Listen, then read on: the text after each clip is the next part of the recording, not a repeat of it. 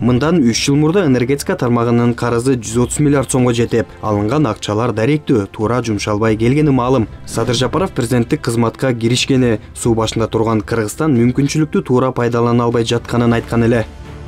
Энергетика тармагындагы абал катастрофалык кырдаалга кептелип, 137 миллиард сом, 1,5 миллиард доллардын тегерегинде карызы бар экен.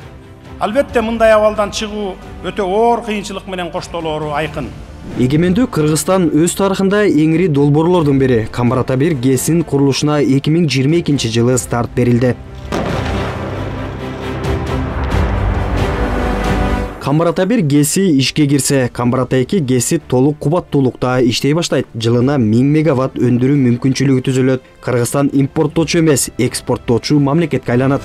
Энергетика тармагындагы дагы бир мамлекеттик масштабтагы долбоор жүзөгө ашууда. Ал Куланак ГЭСинин курулушу. Анын кубаттуулугу 100 мегаватты түзөт. Жылына орточо 435 миллион киловатт саат электр энергиясын иштеп чыгат. Жана объекти куруу мезгилинде 700дөн ашык жумуш орун түзүлөт.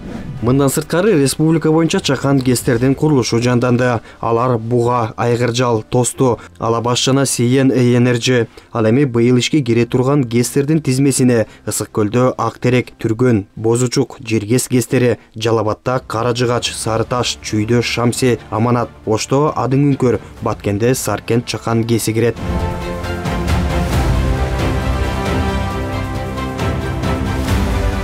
Кыргызстандын тарыхында биринчи жолу мамлекет өз каражатына Чакан ГЭС куруп жатат. Ал Баласаруу ГЭСи. Ал жакын арада ишке киргизилет. Жылына 92 миллион киловатт саат электр энергиясын өндүрө баштайт.